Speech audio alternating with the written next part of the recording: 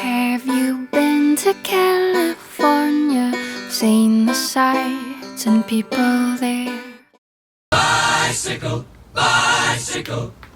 Oh, look at this. What do we have here? I want to ride my Bicycle, bicycle. I want to ride my Bicycle. And so, okay, we always start off by taking a look at the box. And FedEx, I think, did a pretty good job. This side looks fine. You can see it has a little pressure right here and kind of a skid went across it, but I don't think that's going to hurt anything. And looking around on this side, looks beautiful. A little poke through there. I don't think that's going to hurt anything. And down at the bottom, yeah, you know, a little bit there, but I think they have a plate actually in there, so I like it. And oh, by the way, be sure to save your serial number. Heave ho. Heave. Ho. Go. Oh, I'm going first? You're going first. Hey, your bike, you go first. A biking we will go. Ah. Oh, there we go. She's using the handle, ladies and gentlemen. Okay, so what we're going to do to start is we're going to go ahead and take all the packaging away. We'll do a little time lapse on that. So we've looked at the condition of the box. Check. Check.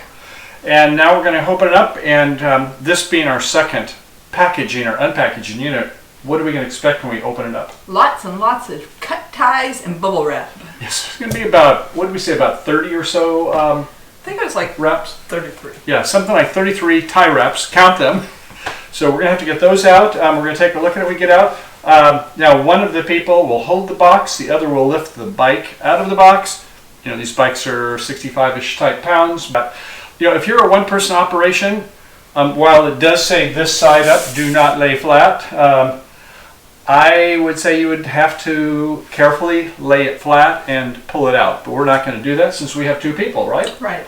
Let's do it. Okay, well, here we go. Time lapse start now. When we open up the box, we find there is our power supply and tools. We get the Rad City out. First thing we're going to do is get the snips. We're going to go ahead and use those side cutters and start taking all the tie wraps off, get our tire out of the way, get some of the packing foam out, and we are getting ready to go. So one of the first things we're going to do is give it a good visual inspection. Look over all of the assemblies, make sure there's no dents, bangs, scratches, looking good. Okay, we're going to put it on the bike rack there. That Park Tools bike rack really does help out in this kind of a situation. Good for working on the derailleurs and other things, but right now we're going to start putting the handlebars in place. So we're going to start screwing those in, and that's not going to take too long. This is one of the easier assemblies. After we get through with that, we're going to start working on that front tire. It's not going to be quite so easy as this. So we're getting it aligned up, getting the right height and the right angle. Once we get that up, okay, we get the manual out and say, what next? Taking the protector off there where that tire was, a little platform, so when you initially set it up, we've got it on the park stand, as I've mentioned. Having some problems here, and what turned out was the brake pads were too close together, but I'm kind of fiddling around with it a lot more than I should have. I should have got a Allen wrench there and loosened up the cable that went to the front brake, and eventually I got it in, but you know, it still had a lot of friction, so I ended up having to loosen it up later anyway. So now we're putting the pedals on, make sure they get very good and tight. You want to do that again after about a week or two after riding it to make sure it's there. Now we're going to get the front fender. It doesn't need to be there. Keeps the mud off though, and I don't think we need to as we get into the summertime out here in California, but why not? So, okay, here we go. So next we're waiting for the battery. It's I think we should allow for about 3 or 4 hours for that. And while we're waiting, why don't we go ahead and tighten the spokes. I went ahead and got, sooner or later, Park Tools is going to get in your wallet and you're going to start getting things. They're great for bicycle parts, tools, and the like. And it turns out it's an SW3 is the size you want for the spokes for the Rad Power, assuming you have the standard hub.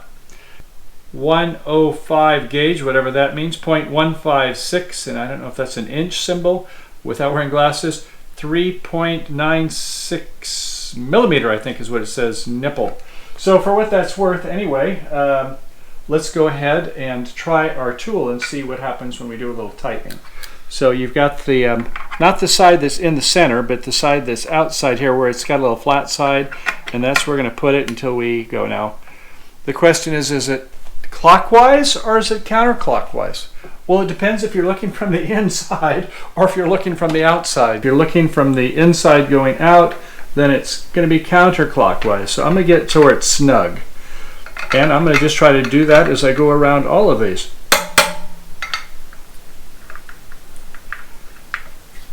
Famous last words. I first have to get it in there. There we go. Oh, that one's really loose. So I'd like it to be about finger tight. Now you could do like I did and start arbitrarily and wonder where you started, but you probably want to start at your valve stem. So we're going to work our way to the valve stem, and I'm going to know that I've got about another 4 to go after that. And if they're loose, that one's not loose. Okay, you get the idea. So the point is we're going to go through both tires and we're going to make sure that the spokes are not loose, that they're snug, and that they have about the same frequency. And when you get all through with it, you might want to double check and see, you know, if the tire is wobbling, then you're going to have to, let's say it's wobbling in this way, then I'm going to have to pull on the spikes or spokes on that side so that it goes back out, maybe get about 3 or 4 of them. So I'm going to just do a little quickie check now. Now I'm fortunate that I've got it on a stand, a park tool stand, I might add. This model is about $200, and sooner or later it will pay for itself as you need to do things like to adjust your derailleurs or things like that. So at any rate, as I spin it around,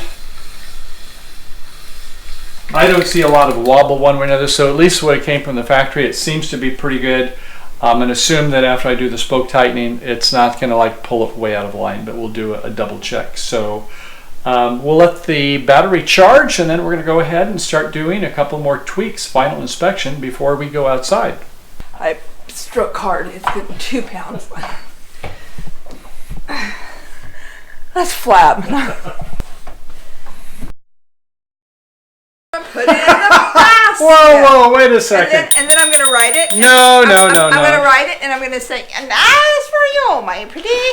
I'll get you, my pretty, and your little dog, too. And your little dog, too. I see. Well, Ding, ding, so ding. I can see that we're going to have to get more on this later because we are getting totally out of control. So I hope you enjoyed the show. Look forward to your comments, and we've got more bike-related videos coming through. Are you ready? I'm ready. Let's go do it. Bye, Thanks bye. all. Bye for now. Humbug. Puppy.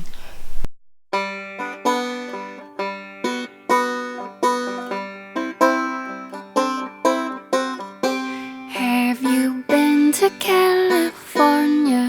Seen the sights and people there? Walked the streets of sleepy sea towns, tasted salty ocean